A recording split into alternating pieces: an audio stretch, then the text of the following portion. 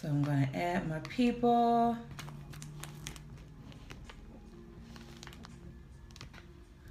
Okay. And I want to say a formal hello to my Periscope audience. Hi, how are you all doing? Thank you for joining me. And yes, tonight we will be talking about orgasms. Yes. Hopefully I can teach someone how to come tonight. I hope so. So we'll be talking about all the intricacies. Hey, what's up? We will be talking about all the ins and outs, no pun intended, of orgasms and how they work and what is physiologically going on and what can we do to make our orgasms better? What can we do to make them stronger, more intense? And I told a girlfriend about what the show was about. And when I told her the title, Orgasm Control, she was like, "You can control it?" And I was like, yeah, you can control your orgasm. Yes. You have the power to make your orgasm last longer, and you have the power to make them stronger, whether you are alone or by yourself. So that's what we're going to talk about. And if you see me multitasking, those on Periscope, you will know that I'm on the air, so I'm trying to do some serious multitasking here.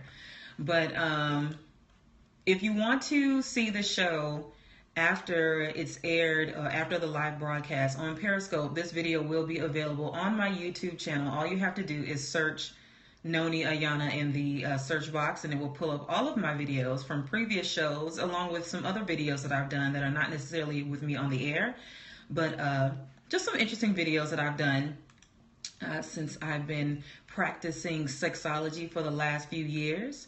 Okay, so anyway, so let's get to the subject matter at hand. Now, we're talking about orgasms, and first I want to be clear as to what an orgasm is, okay? And an orgasm is the briefest phase of the sexual response, okay? It lasts only seconds, and it's often called a climax. It's often called coming. We often refer to an orgasm as coming.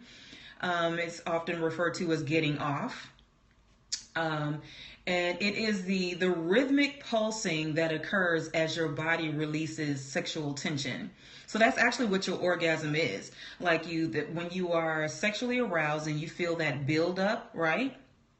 And as you are becoming more and more aroused, your body, at some point, it has a climax. So in other words, it gets to a certain point where it just wants to release all that sexual tension. And that's actually what the climax is. Okay, that's what the orgasm is. All right. So many of you know that there are types of orgasms.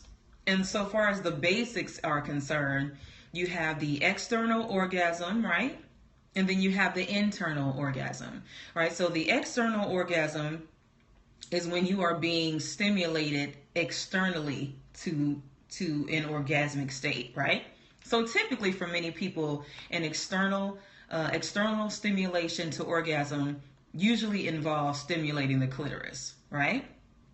For many people. And if you don't know, now you know. Typically when you are stimulated externally, it's from someone heavily, continuously, persistently stimulating the clitoris, okay?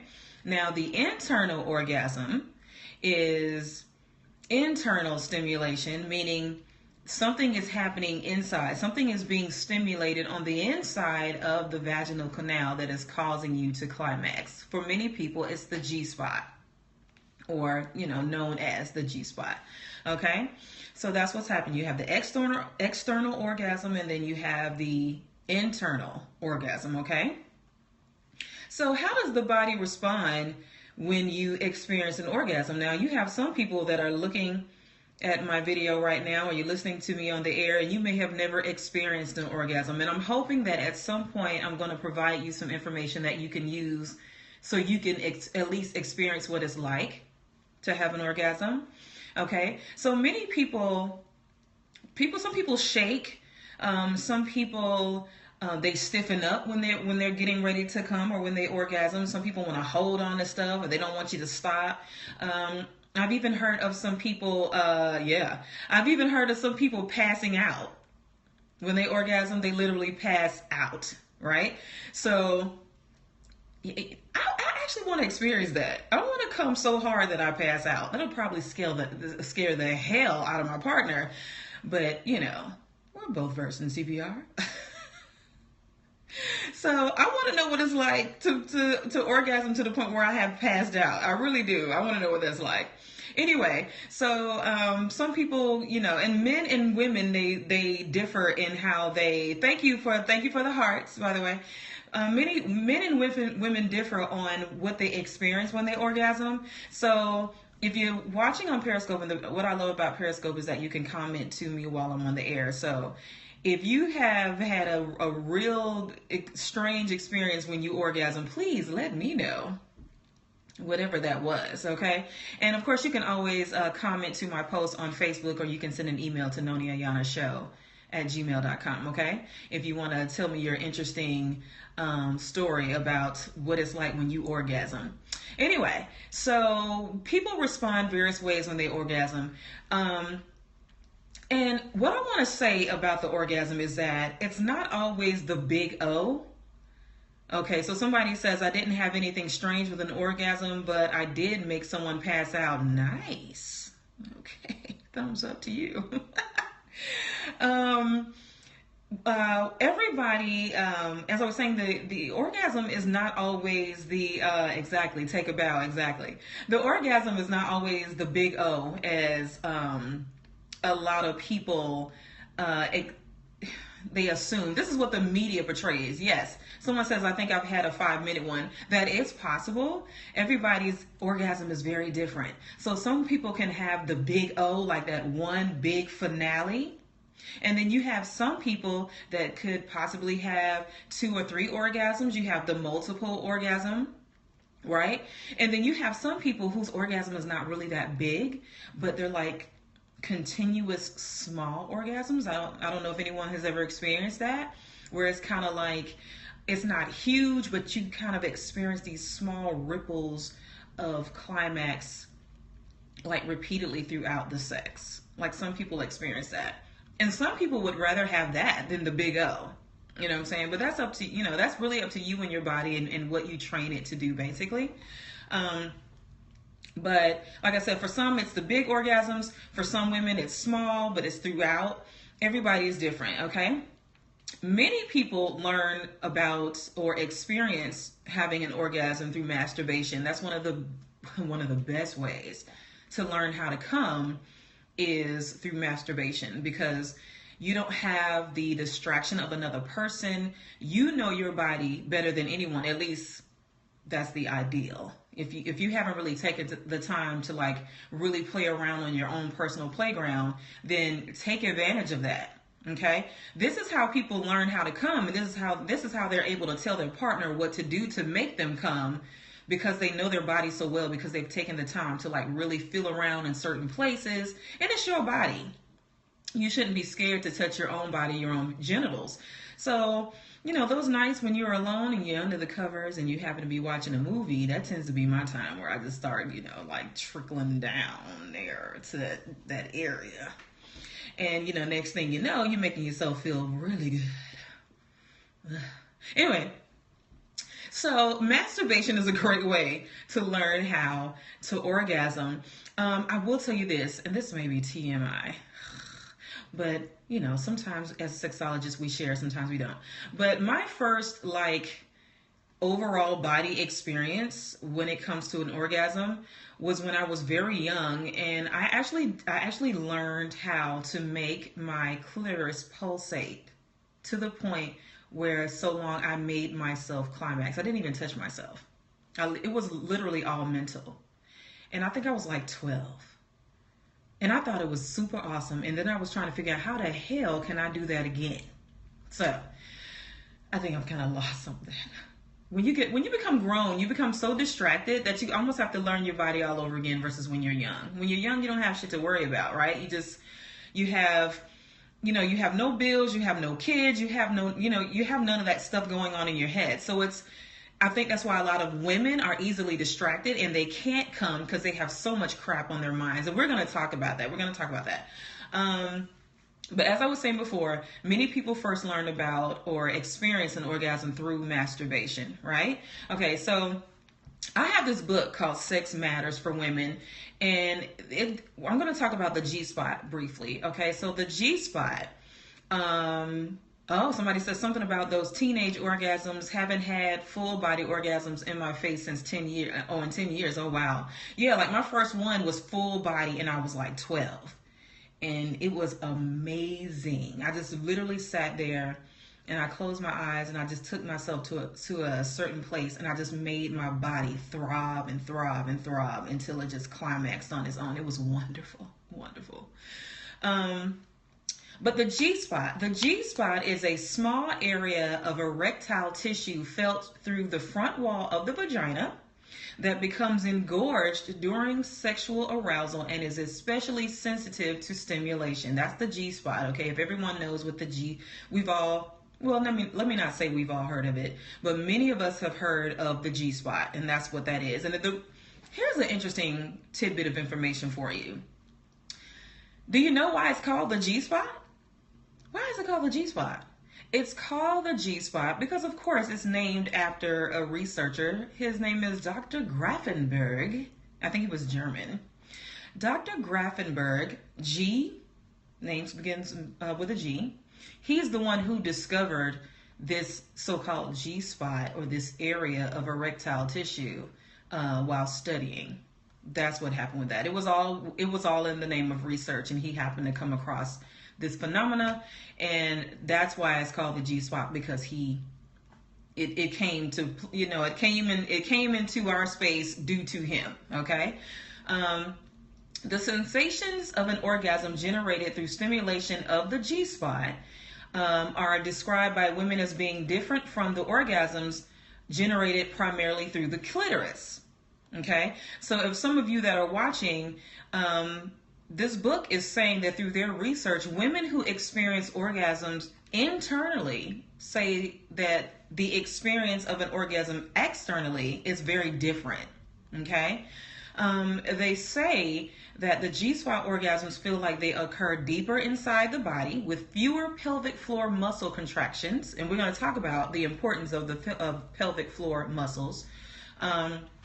The G-spot stimulated orgasms result in less activity in the pelvic floor muscles and more activity in the uterus and the cervix. Did you know that? Isn't that interesting? So, you would think, like, so the clitoral stimulation, the clitoral orgasm is mainly like either, finger by hand, or some would say digital, or it's various positions, sexual positions that you are in where the man's pelvic bone is thrusting against the clitoris and it's stimulating the clitoris, therefore eventually bringing you to climax. Okay, so there are several sexual positions that are great for clitoral stimulation, such as missionary. Yeah, missionary is great.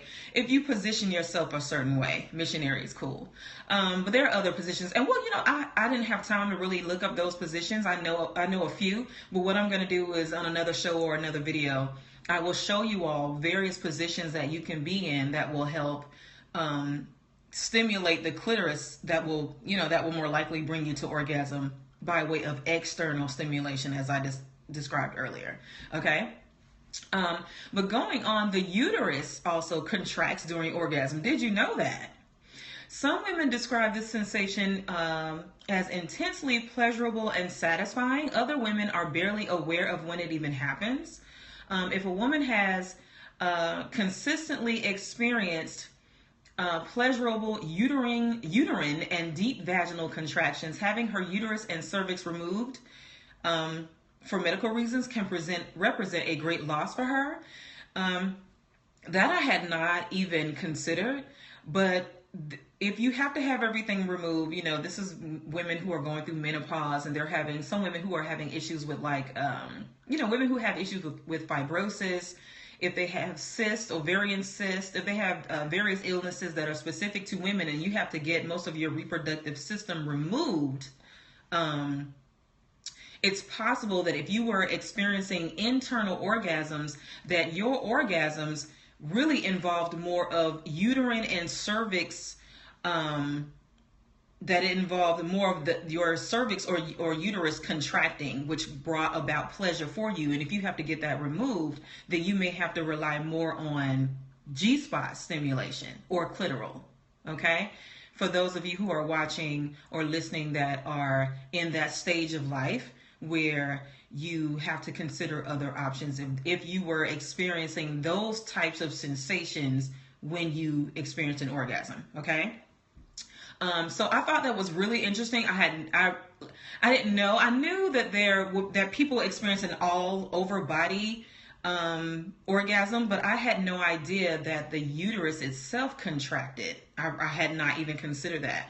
And to consider that to be pleasurable is like a whole nother dynamic that I had never really thought of. So I thought that was really interesting. So that's something to consider. Okay. But now, so we've talked about orgasm. We talked about what an orgasm is. We've talked about the G-spot briefly, right? Because there's really not a whole lot to talk about the G-spot. How do you get to the G-spot? The G-spot is about, hysterectomy. Yes. Like a hysterectomy. That is correct. If you have to have a hysterectomy, you got to have all your plumbing removed. If you were accustomed to experiencing your orgasm internally, it's possible that you may lose, or that may change. Let me not say lose. I don't want to use that word, but your orgasm experience may change, and you may need to try the option of G-spot orgasm or clitoral orgasm. Yes, it is very popular these days. And I'm going to talk about squirting, which is even more popular. All of a sudden, everybody wants to be a squirter. So, so that's the G-spot. Yes. Now let's get to squirting. What the hell is squirting? Oh my goodness. So, people want to know, how do you squirt? Can I squirt? Guys love to tell me the stories of how they make women gush all over the place. I've heard of women doing like a light little trinkle. I've heard of women kind of being like a faucet. And then I've heard of women when they squirt, it hits the floor. It sounds like just, you know how when water hits the floor. Yeah, exactly. You know how when the water hits the floor really hard, that actually doesn't sound good. When I think of that, I think of someone puking actually. Okay. But squirting. Okay, squirting is scientifically explained to be female ejaculate. Okay, that's what it is scientifically. I can't get out. It is scientifically explained to be female ejaculate. Okay, it's really like a mixture of water. This is what I get from my book, Anatomy of Arousal.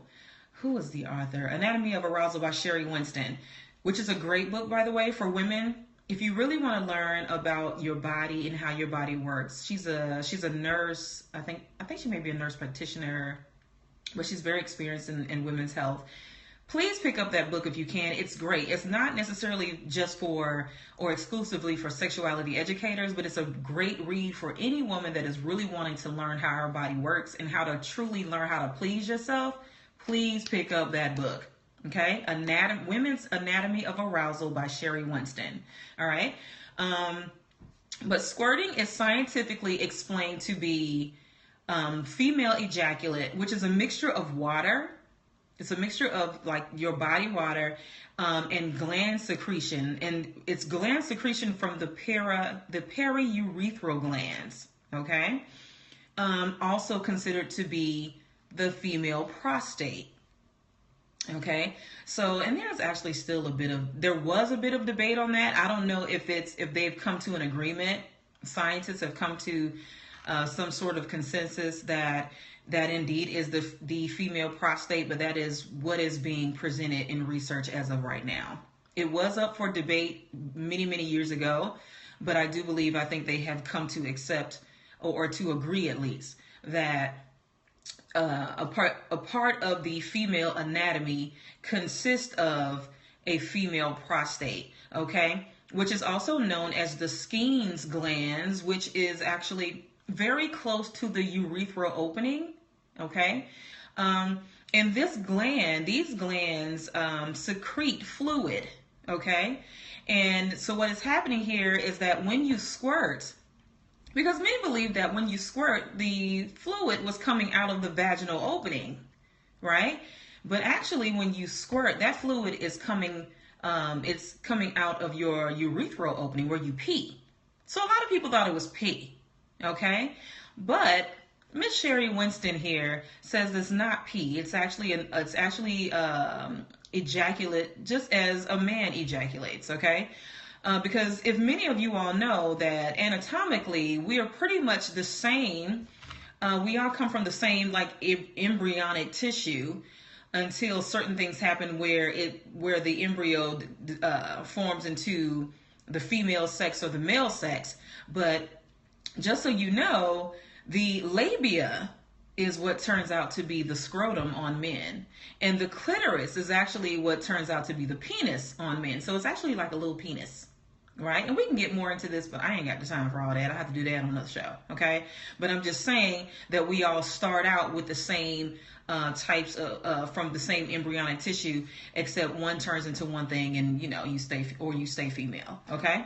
Anyway, so they consider this the female prostate, located, they say like below the urethral opening, but when you look at it, it looks like it's beside it actually, if you look at a diagram of it. Anyway, so it is a clear or milky white fluid from the urethra, which is not confined to an orgasmic response from stimulation. So in other words, you do not have to orgasm to squirt, is what I want people to know. You do not have to orgasm to squirt. Okay? I had this conversation with someone not too long ago, and he was very curious about that. He was like, do you have to have an orgasm to squirt? And I said, no, they're two different things actually. Okay?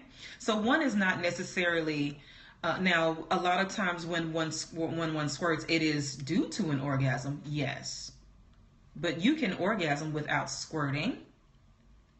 Someone says, thank you for saying that. You can squirt during the sexual buildup. Yeah, you can squirt at any time, basically. And you can orgasm at any time. And that's why I said on the, when I was advertising this post, that men too can orgasm without ejaculating. Men. Did you know that? And this guy was like, why would I want to do that? Why would I want to come without ejaculating? I want to go ahead. I said, no, brother. If you in that pussy, right? And you getting it in, that pussy feeling good, okay? You want to be able to come 1 or 2, 3 times without ejaculating. Because once you ejaculate, that's it. You got to wait for your refractory period. You got to wait a few minutes before you back up again. That's the beauty of orgasm without ejaculating. Men, thank you very much. But we're going to talk about that in a minute. Anyway, so back to Sherry Winston's Women's Anatomy of Arousal. She says, for many women, the experience of ejaculation usually results from prolonged stimulation of the urethral sponge, often with multiple orgasms. This spongy area responds best to firm, rhythmical pulling, rubbing and thrusting motions, okay? So when I was talking about how to locate the G-spot, it's about 2 to 3 inches in, right? So they tell you when you go 2 to 3 inches into the canal, if you are familiar with the come hither motion, they tell you this is how you stimulate that erectile tissue. And when you continue to stimulate it, it becomes engorged with blood, just like the penis, when it becomes erect, how it's filled with blood, right? That's the same thing with that erectile tissue there. You keep doing that with your finger, right? And you can supposedly make someone orgasm from that particular hand motion. Now, I would have to say that the hand is probably hitting that target more than the penis. Now, this is what I say for a lot of brothers who are either very long or very well endowed. I will say this, men who have shorter penises, right? You have the advantage of hitting right on that spot. You do. You know what I'm saying? Because a brother with the long stroke, he might pass it. Unless her G-spot really comes down Because you have some women who, when they are engorged, it's really nice and plump, and you can't miss it, so it's easy to continue to stimulate it. But if you have a shorter penis, I would say use that to your advantage, because it's only 2 to 3 inches in. You can tap right on that thing, okay? And there's various positions that you can get in that will help you do that. All right? Anyway, so toys. There are toys specifically designed for G-spot stimulation. They are useful as it's hard to rub your own urethral sponge with your own hand. So because her thing is, she's an advocate for masturbation. So her thing is, try it on your own first. If you don't believe it, try it on your own. Do it solo. If someone else is providing this service, she says fingers do a better job directly stimulating the area than the cock, at least to start with, okay? This is an advanced skill that requires basic orgasmic ability along with proficiency in the use of your essential toolkit. As with many new skills, she says she recommends learning this with yourself before attempting with a partner. Either way, it's best to be laid back about this. Putting pressure on yourself to succeed will only get in the way. Okay? I do understand that some men would like to think that they determine the intensity of the squirt. You know what I'm saying? Somebody say, why my fingers are so small? Why are my fingers so small? So don't worry about it. So that's when you go get a toy. So if you can't use your fingers, then I would suggest investing in a toy that is designed specifically to stimulate the G-spot. And there are many, many toys on the market, so many, that you can find online. And that's the beauty of online. And I'm hoping to get into that market very soon. I know people still have not, people are still not comfortable in walking into a public adult toy and novelties, adult novelty and toy store and purchase something, that is sexually related. A lot of people are still not comfortable doing that. So that's the beauty of ordering something online. When you do that, make sure that you research the company. And some of these things are really expensive. So really shop around and make sure you find something that's not going to break your wallet, okay? I want to say WeVibe. WeVibe has a very good reputation for designing adult toys that provide double stimulation. So that provides stimulation to the clitoris and the G-spot. So look into WeVibe, WE-VIBE. Look into WeVibe. I want to say Lilo has probably, I think they have some toys that specialize in double stimulation. So look into those toys, and that way you won't have to worry about your small fingers, okay? And you can make that thing happen. All right? So as I was saying before, I know some men would like to think that, it's like whatever they do determine how much a woman squirts. That's not necessarily the case. That's really depending upon the chemistry of her body and the intensity of her squirting. It could be the orgasm. It could be many things, but it doesn't necessarily mean that it's all on the man, basically. I mean, you are a important component of the squirtation. But at the same time, ultimately the vagina's role in this whole thing is what should be applauded. Okay, that's all I'm saying.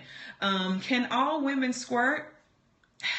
Some would like to say because I think I've read somewhere that they say that all women don't have Skene's glands, is what I've read.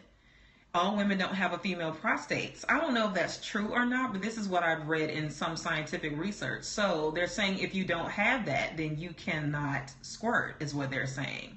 So I don't know what would determine whether you would have the Skene's glands or not. I don't know, but that's what I've read. Here's the thing about research when it comes to squirting.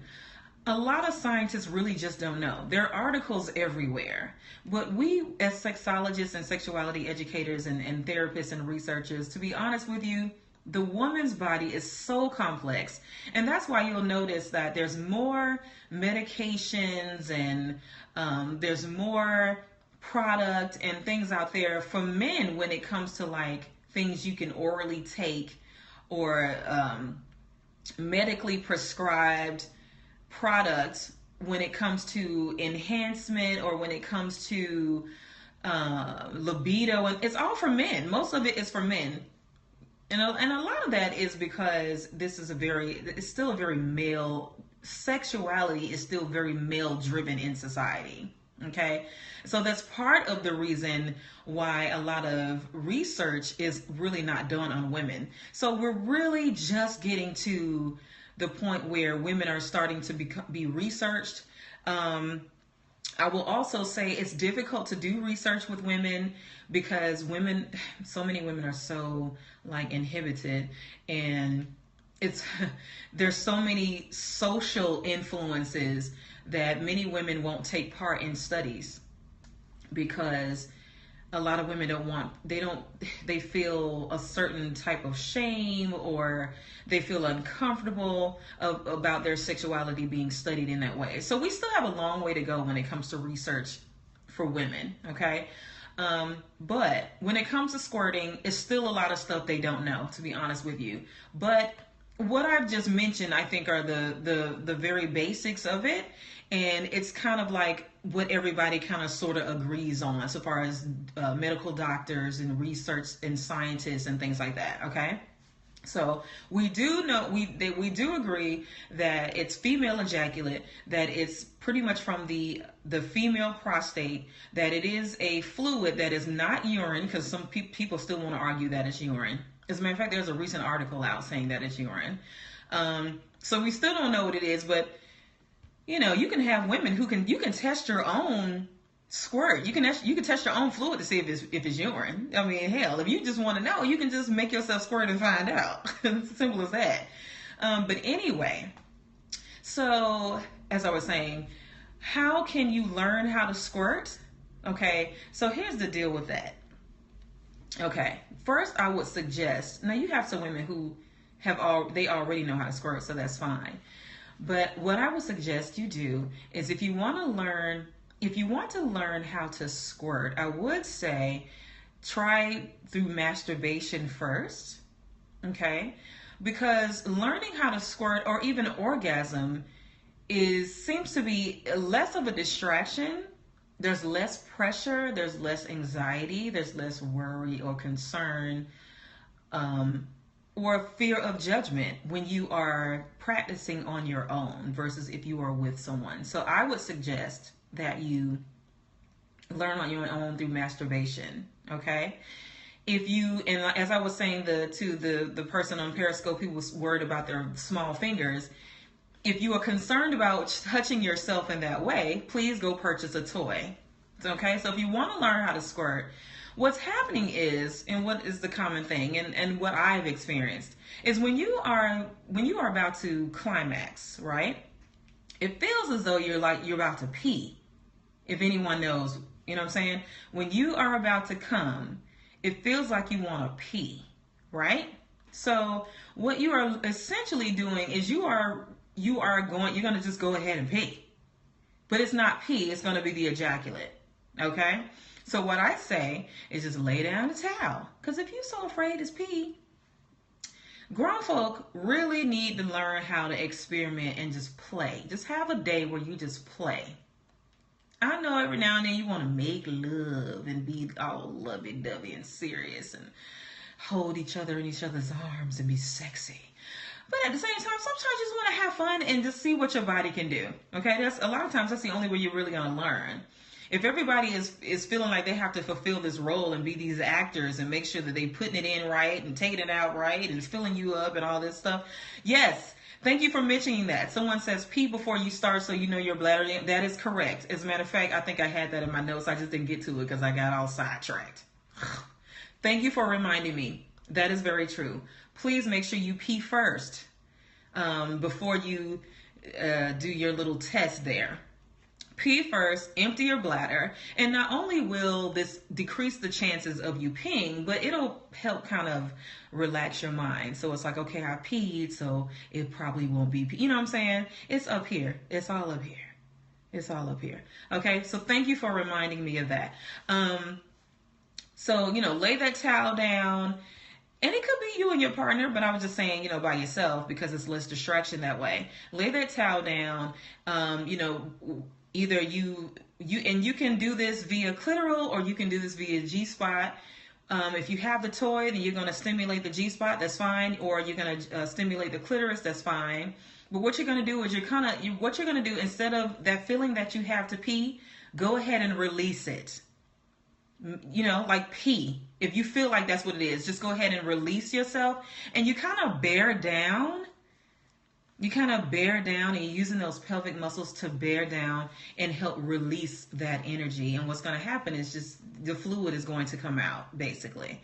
And that's what you're doing. So that feeling of wanting to urinate is really what that is. And so just go ahead and let it go. Let it go. You know, a lot of times with couples, I suggest when things, you know, because I know a lot of times we feel like, a lot of sexuality educators don't like the word perform.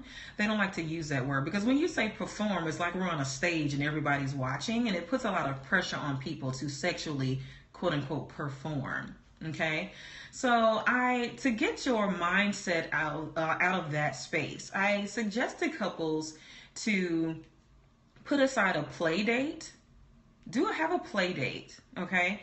Where you set aside a day where you all just play. It's not serious making love.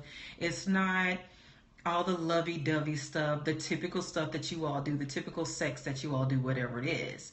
What you're going to do is you're going to set aside an evening, a couple of hours a play date, where you may have compiled a little short list of different things you want to try. You can get some toys for that night, get you some, you know, have you a little liquor, whatever, you know what I'm saying? The thing about the liquor. If you do the liquor and you feel like you got to get liquored up to do all this stuff, if you decide to do anal, please make sure that it has a flared bottom at the end of the toy that you're using. Okay, I just want to say that when liquor is involved, because people get real reckless when liquor is involved, and they just start inserting stuff in different places and holes and whatnots, and next thing you know, you're in the ER. Okay, I had to throw that on there. Anyway, so you have a play date, you pick your day, you buy some toys, you talk about the different things you want to experience, and this way both you and your partner know that there's no pressure. We're just trying this out. If you happen to enjoy it, then that's great. You can take what you enjoy and you can add it to your sexual repertoire as a couple, okay? But the good thing about the play date, you can be, I don't like that. Ooh, I love that. Let's try that again. Or let's try it this way. What about if I what if I'm in this position? And he's like, well, what if I do this? This is your time to do kind of like a trial and error. Okay?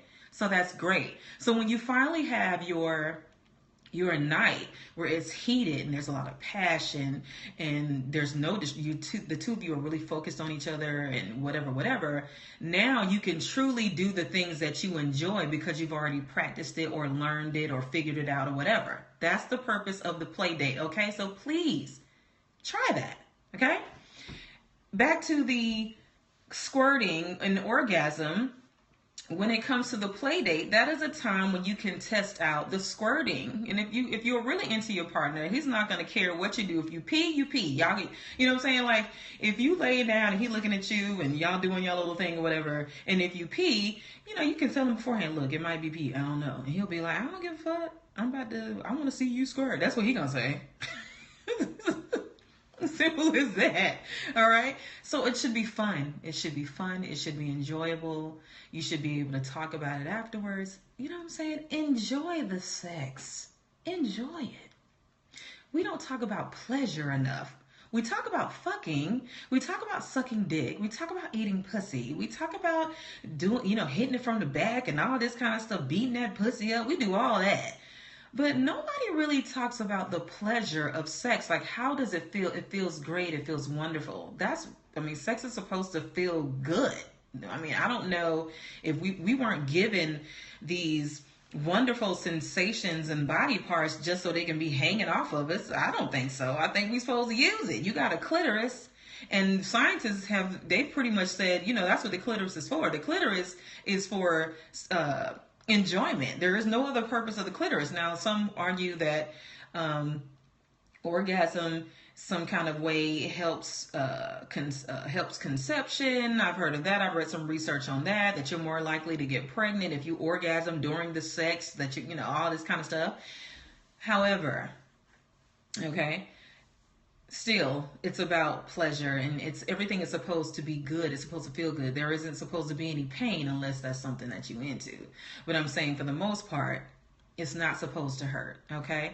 And so what I'm giving you here are tips to help you really more so enjoy the sex that you have with your partner, and that's why we're talking about orgasms.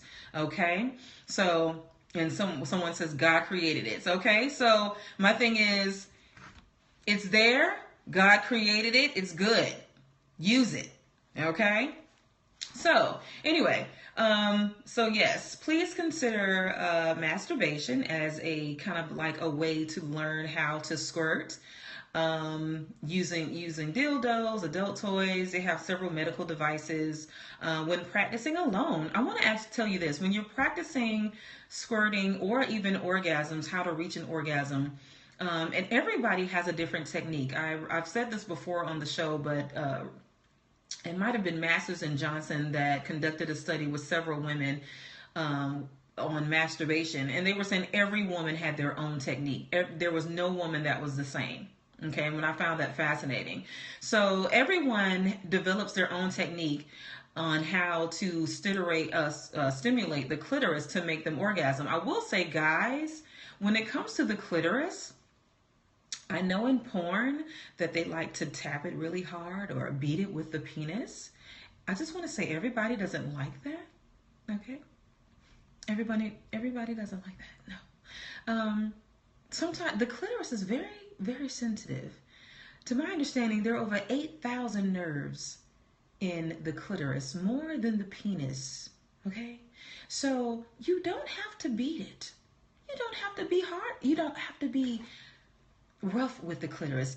You can be gentle. You can literally just stimulate the hood of over the actual clitoris, and she could still orgasm just from that. So I want to tell you, please be mindful of the amount of pressure you are applying on the clitoris, because don't be so hard. Every woman don't like that. Okay? Now some women think this. Here's the unfortunate thing. You have some women that think they're supposed to enjoy that. Okay, so they will allow you to do that crap and they don't even like it. That's my thing. So if it's not comfortable, if it doesn't feel good, don't do it. And don't allow your partner to do it. Sex is supposed to be enjoyable. That's all I'm saying. Okay? So when it comes to the clitoris, like I said, there are many things you can do. There are many ways you can stimulate the G-spot as well. Okay? And I think, let me see here. Is there a difference between an orgasm and squirting? Yes. So we talked about that. There is a difference. Many times the orgasm is accompanied. Many times when people orgasm, they do squirt, but one can happen separate from the other, is what I'm saying. Okay, you can squirt at any time during sex. To my understanding, some women do experience a sensation just simply from squirting, and that's enjoyable to them as well. So as you can see, there's several things going on, and the woman's body is very complex, and that's why there is continuous study on how the woman's body, how the female body works. So I get it. We're all learning. But the first step in learning is learning your own body and seeing how it works, and trying things out and stimulating the clitoris and trying to locate your G spot, because it's really more like an area. It's not really like a single spot. It's more like an area, and yours could be different. And it's about finding it, being exploring and finding what stimulates you best. Okay, so there is a difference between orgasm and squirting. Men, orgasm without ejaculation. Yes, this can happen. I briefly talked about it before. Yes, and I was saying, and I will say this again, the beauty of orgasm without ejaculation, okay, is that you can be inside. You can be penetrating your partner, okay, the female body. You can be penetrating the vaginal canal, and you can bring yourself to climax and not have to pull out because you will not ejaculate. How do you do this? Kegels. You literally train the penis on how not to ejaculate. So you can experience the orgasm 2-3 times and still not ejaculate until the very end. Because I literally had a brother ask me, why would I do that? Why would I not want to ejaculate? Because you literally have some men who, how can I say this? They kind of attach manhood to being able to, physically spread his seed, his semen. I get it. But at the same time, I'm trying to help you prolong your enjoyment, and that's a way to do it. Okay, that's the way to do it. To train yourself to not ejaculate but only to orgasm. You can do this 2 or 3 times throughout one sexual session and then ejaculate at the end. That means that's possible. You can have orgasm. You can have an orgasm 2 or 3 times and then ejaculate it. Why would you not want that? That's all I'm saying. Why would you not want that? Sounds beautiful to me. Shit, that sounds beautiful to me. Anyway, so you can do this, and you can do this with Kegels, and that's what we're gonna go into next. But briefly, I want to talk about what causes women to be distracted from achieving an orgasm. And there are many things that keep women from having orgasms. Number one, a lot of women just don't know enough about orgasms to have one. They know about sex. They know the penis is supposed to go into the vagina. We're supposed to stroke so many times. Obviously, the man is supposed to come, and then that's it. You have some women that that's how they see sex, right? But you too can enjoy the sex. Sex is not just for the man. A lot of women think that too. That sex is for the man. Sex is to please him. Sex is to make him come.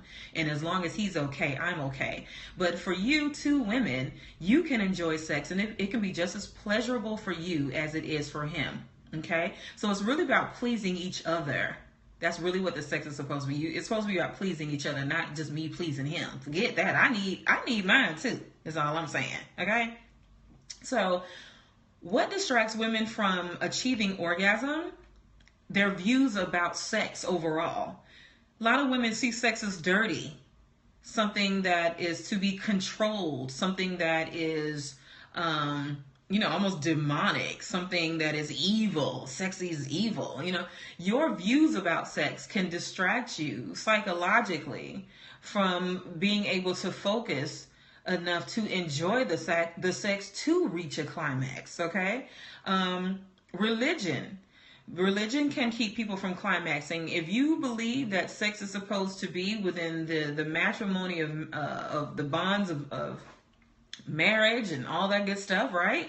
And you are fornicating, that could be playing on your psyche as well. You may find it hard to climax and really enjoy the sex because in the back of your mind, you feel like you're wrong. You know what I'm saying? You have a lot of women that experience the guilt and shame of having sex outside of marriage. Anxiety, it could be from work. It could be from kids. It could be from a bad marriage. It could be from poor self-image. All those things can affect if you are relaxed enough to be able to truly enjoy the sexual experience. Lack of sexual experience can cause women not to be able to experience an orgasm. And other things that may cause you to lose focus. So my suggestion to you, okay, is to rid yourself of some of those things that are causing stress or anxiety in your life, period, to help you be a more relaxed person. This way, when you are in a sexual space, you are more prepared. Your mind is more there. Okay? My key suggestions would be meditation. Meditation is a great way because to allow you to refocus, because meditation teaches you how to relax your mind and your body, and it trains you how to take your mind to a certain space, like yoga, right? There are certain types of yoga that can teach you how to mentally prepare yourself to be in a certain mental state. Okay? I have a trainer, and I keep forgetting. There was a certain type of yoga that she was telling me about that she said really enhanced her sensual experience. heightening the senses by diminishing others. So things like what was recently suggested to me by Mr. Winter was blindfold. So he's like, you blindfold and then you can heighten the other senses of touch, of smell, of hearing, or you can heighten, you know what I'm saying? Or you can heighten the senses of smell. Or you could cut off, you know what I'm saying? Different things where you can heighten the senses where and diminishing others, causing you to truly experience a new sexual experience, which may kind of like take you there, in other words. So that is a suggestion I have for you as well. So blindfold, tying up, aromatherapy. This is why BDSM is a very popular type of sexual behavior, because you can literally stimulate in so many other ways other than through actual penile penetration that could bring someone to an orgasmic state. It looks like somebody is trying to comment on my I have someone who's having difficulty getting the feed. I know sometimes the show, it's a bit difficult to get sometimes because it's on the internet, and this is why I provide the option of viewing on Periscope, because I know that can get a little tricky sometimes. But back to my notes here. So distractions are definitely something that can keep you from truly enjoying sex. So you want to be honest with yourself. First of all, be truthful with yourself and understand what is distracting you. Is it your kids? Do you need to make a play date? Do you need to learn how to do that? Like, we got some mothers that are so preoccupied with being a mother till they totally neglect themselves and their own self pleasures. And so my thing is, I'm a mother, but at the same time, you need to learn how to take time out for yourself. Okay? Because you are still an individual. Even though you're a mother, you're still an individual. Even though you're a wife, you are still an individual. Okay? And you need to take care of you. Self-care is very important all throughout life. Okay? So Kegels. Let's talk about Kegels, because I don't have much. I'm running out of time.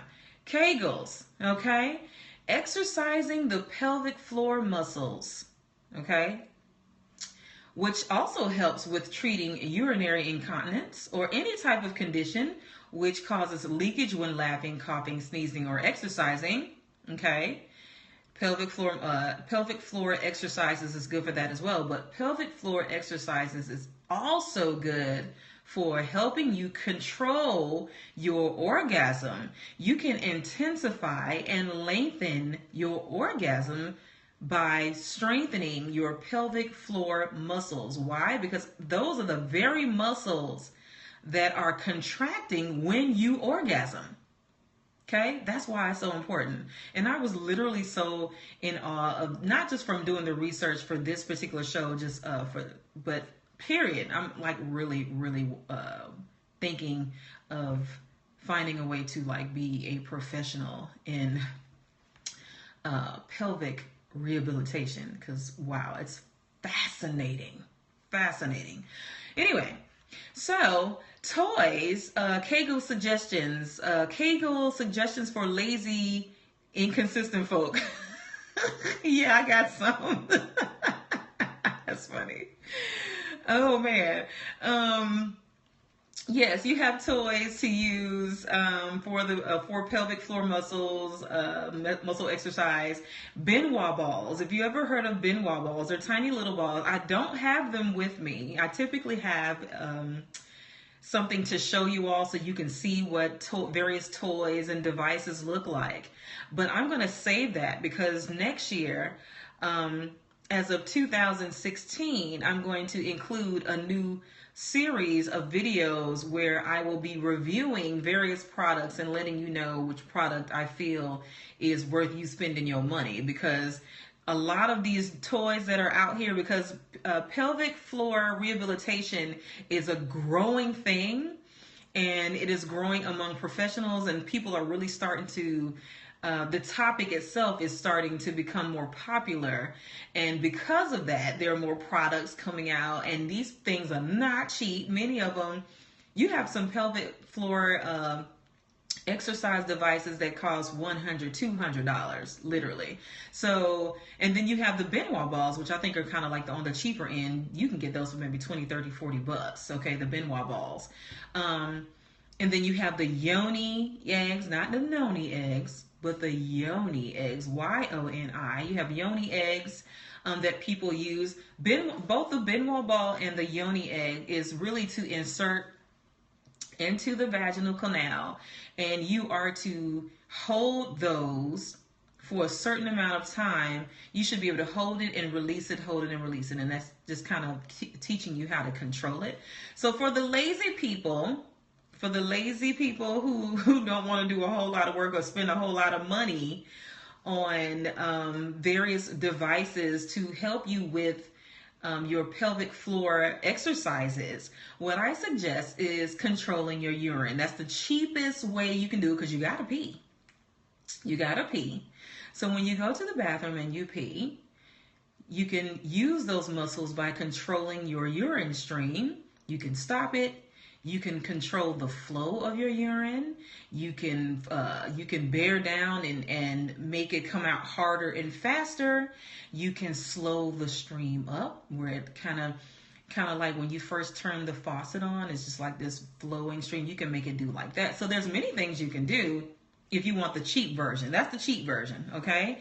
But they do have some rather fancy products out there that I am excited. I just want to go buy them all and just try them all. And eventually I will. And I want to be able to show you all how those products work. But yes, you have the Benoit balls, you have the Yoni eggs, and the and medical devices. There's one called a brand called Apex, which is a Kegel exerciser. Then you have the Kegel Smart by Intimina. Excuse me, it's called Intimina. There's another brand called Intafit. It's like a full exercise kit, okay? And then there's this intensity device I recently found, which I'm really impressed with, called the Kegel. So you have the Kegel, Kegel, but this is called the Kegel, Kgoal, and it's by Mena. Let me click on this link because I want to go directly to the website. And I'm going to read for you what the website says on explaining what the Kegel exerciser is. It's by Mena Life, and it says it is a groundbreaking advance in pelvic floor fitness. It is an interactive training system device featuring a free smartphone app for female Kegel exercises. So there's an app along with the device, and it actually measures the tightening of it measures how you are using the device, and it kind of you have to go to the website, and there's like a video on it that demonstrates how the software works. It's really nice, really cool. I thought it was, and I think it's how much is it? $149 is how much this is. Okay. But it says by interacting with the app via Bluetooth, okay, the Kegel, Kgoal, provides biofeedback utilizing touch and sight to help you make sure you're on track to doing Kegel exercises correctly. Kegel exercises can help women reduce or prevent incontinence, enhance vaginal stimulation, and strengthen posture.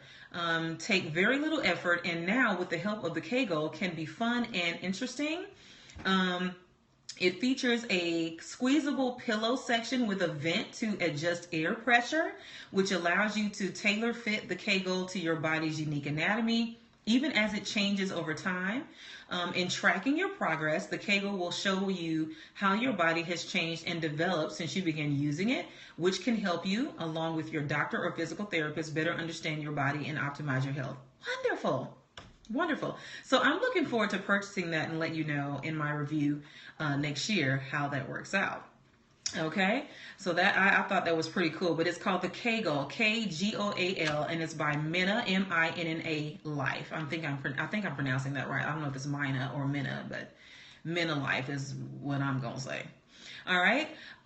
So all of these devices are created to help with exercising pelvic floor muscles, which is the main source of controlling the intensity and length of your orgasm. So it is very important. when it comes to orgasm, if you truly want to experiment and explore how your orgasm can vary in intensity and length, that is the key to doing it, is through your through controlling your pelvic floor muscles and strengthening those, so you can help control your orgasm more. Okay, so that's really the best secret right there to a better orgasm, okay, and controlling it. What I've also noticed with an orgasm, just on my own, that breathing affects the intensity of your orgasm. So if I'm in the middle of I'm talking about me personally, when I'm in the middle of an orgasm, right at the beginning of it, I take in a deep breath, and as I orgasm, I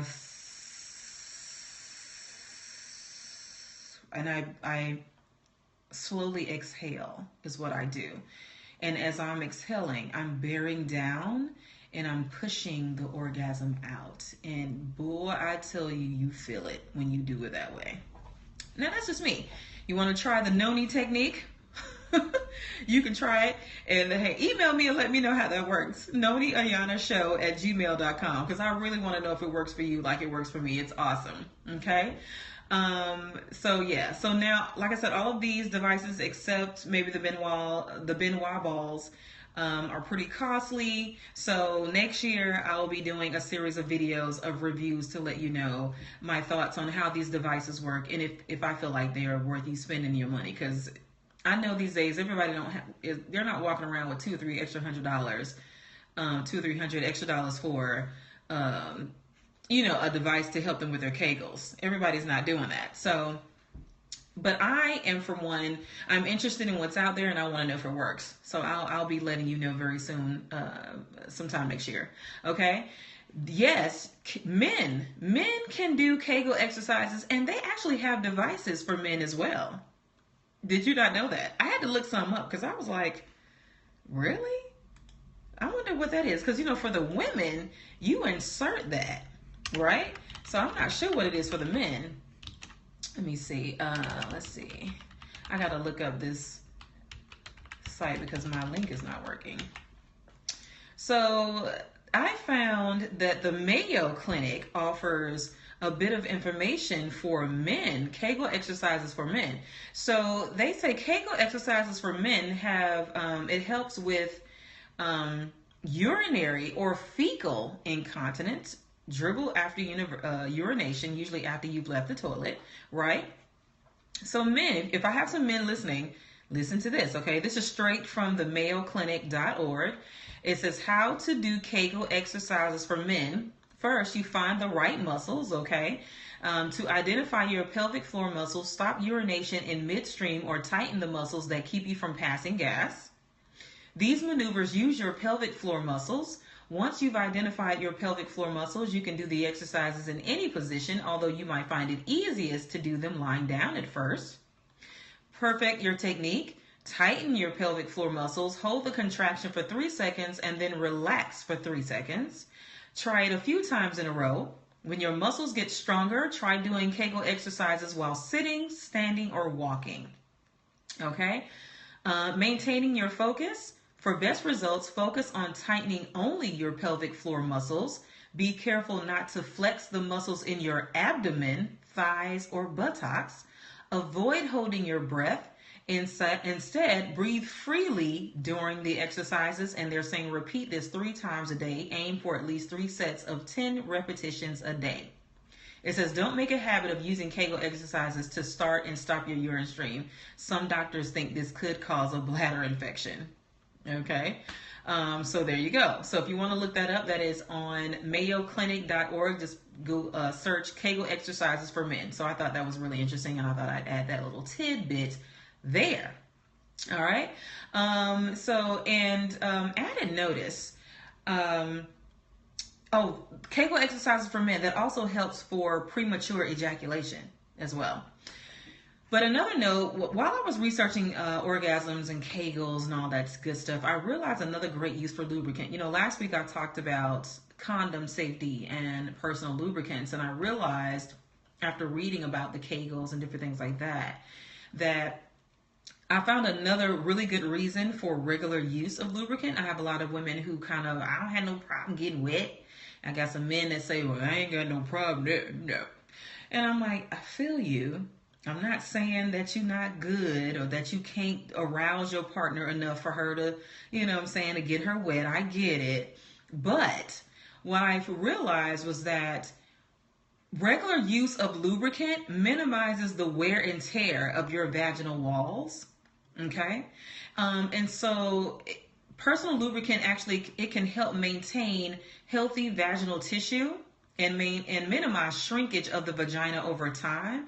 So it kind of adds an extra protective layer on your vaginal walls. Okay. So that's just something to think about. This is why I suggest people use lubricant on a regular basis and find the lubricant that's best for you, whether it's oil-based, water-based, silicone, all that good stuff. And you can watch my other video to find out what those are. And it's called Condoms and Lubes. It's on my YouTube channel if you want to look that up. So anyway, back to the subject at hand. Adult toys that specialize, there are adult toys that specialize in external and internal stimulation. You do have dual stimulators. So you have a dual stimulator that stimulates both the G-spot and the clitoris. You have the rabbit. They're known for doing that as well. So if you want to look some stuff up, or you want to go to your neighborhood adult novelty store, you can locate a dual stimulator, a rabbit.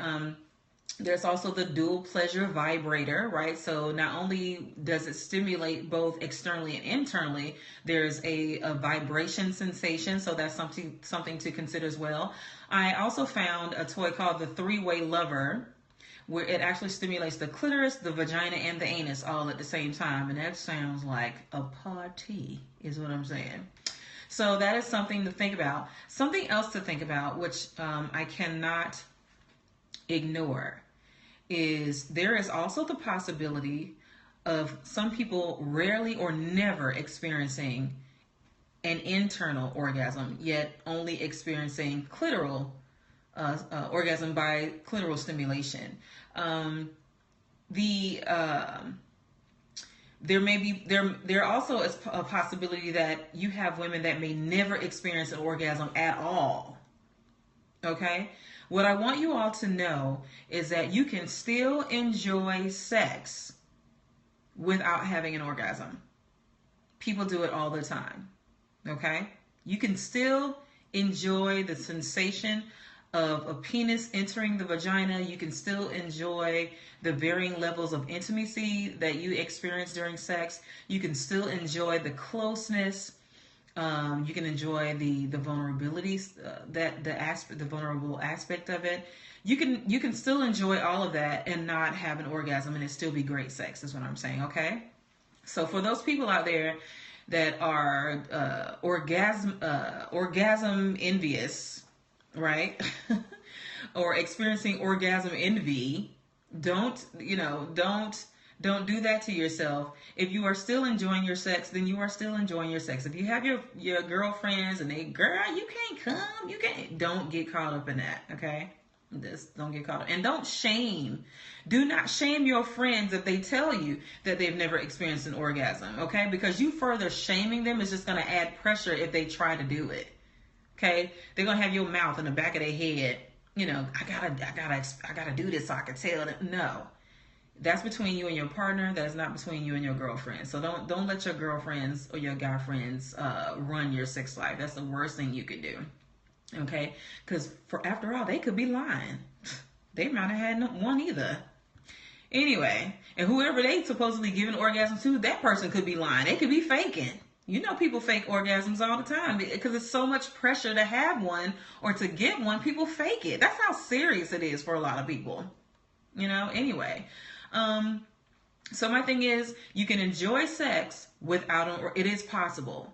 However, if you want to try, if you want to experiment, if you want to explore, then you have that freedom to do so. And hopefully I've given you some of the tools to do that. But one of those is masturbation. Try it alone first, and then when you try it alone first, then try it with a partner. Compare and contrast what the experience is like.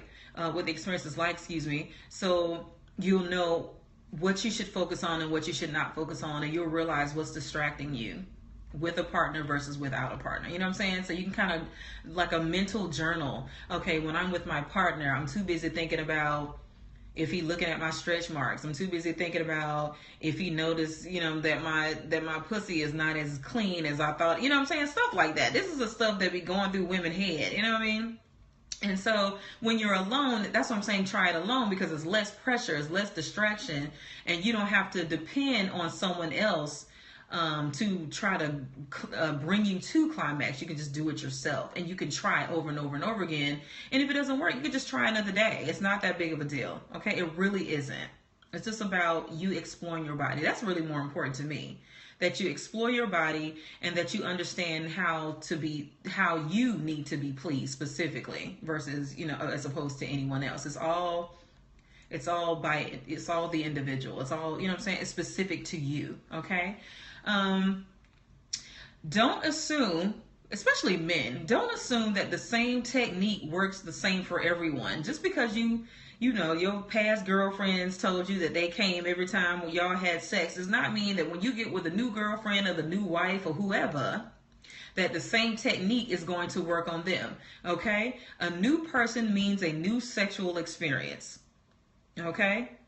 My desire really is for you to achieve, everyone, to achieve real orgasms, experiencing orgasmic sex every time you have sex, if this is possible. Okay. The advantage, I would say, for long-term couples is you get to practice until perfect, right? But you may experience orgasms from casual sex. I get that, but there's less intent or opportunity to really learn a person's body and literally play within your own personal playground. All right. Either way, the first step in learning is learning how your own body works, which increases your chances of having great sex consistently, because you'll know exactly what needs to be done to get you off. Okay? So if you have any questions, or if you want to view the video again, I'll have it up tomorrow on my YouTube channel. Just put in the search box Noni Ayana and become a subscriber. That way, anytime I update my page with a video, you'll be the first one to get it. Also, become a subscriber to the website, insidewithnoniayana.com. You can be a subscriber there. Anytime I promote a show or a video event in Atlanta, you'll be the first to get that news, okay? So make sure you do that. Another thing, my 30-day challenge to vaginal health that's coming up, that it's always at the beginning of the year, January 1st, 30 days of no processed food. This is to help that vagina be as healthy as it can. This is going to help with discharge. It's going to help with vaginal scent. It's going to help with the taste of your vaginal secretion. It's going to, you'll probably lose weight and all this good stuff. But the whole thing is for you to see how processed foods affect the vaginal environment. So it's a great way to start the year. And it's a great way to learn how your body works and for you to figure out what foods you should and should not be eating. I have a page dedicated for that if you're not familiar with what processed foods are or what processed foods are, and that is also on insidewithnoniayana.com as well. So please take a look at the website if you need that information. It's all there. It's all there. All right, so this is it. This is all I got for you. Next Sunday, I don't know what it's going to be. Will that be I think next Sunday will be technically the last Sunday of the year, I want to say. So I gotta make it juicy. So anyway, first I'm going to say goodbye to my Periscope audience. As always, it's been lovely. And thank you for participating in your comments. I love it. This is a great way to interact with me because I don't take in calls. So this is a great way if you want to ask questions and you want responses right away. So thank you for joining me and good night, lovely people.